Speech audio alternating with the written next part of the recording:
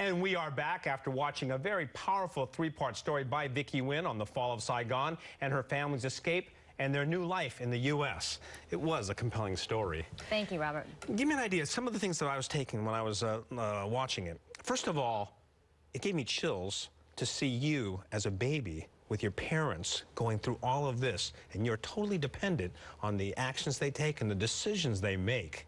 Now, looking back on it, your parents were incredibly brave and courageous in what they were doing. I agree with you wholeheartedly, Robert. And for me, having the opportunity to go back and interview them, actually, in my capacity as a journalist, is a totally different experience than kind of hearing their stories in bits and pieces here and there. But having to really sit down and bring them back to that time and hear it from start to finish, it really was incredible to think of the decision that they made and the luck, really, the sheer luck that we had, that things weren't worse. I mean, we talked about all the people who were lost at sea.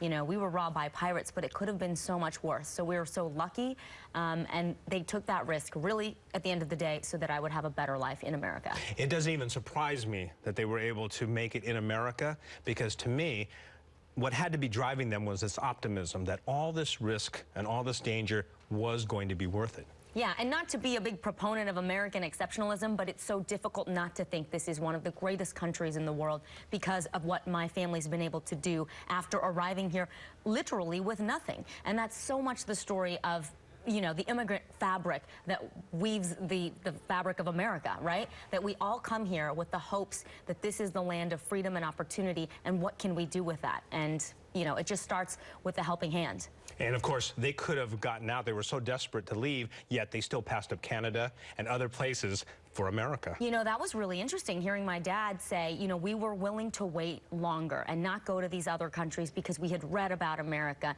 There is an American dream that is palpable to so many people in other parts of the world, and that's what made it worth waiting for. And of course, your mom, she wrote that letter, and it resonated with them, huh? My mom is she makes me laugh because she's so quiet and simple and just like a calm, cool pool. But yeah, absolutely, a very, very simple, straightforward letter, and they didn't know what they were going to get. They didn't know what the response would be. And there it was, half a world away, everyone scrambling to make this happen. Well, we were very proud to have been able to share Vicky's story with you. So please join us again next week and every week here on Asian Pacific America.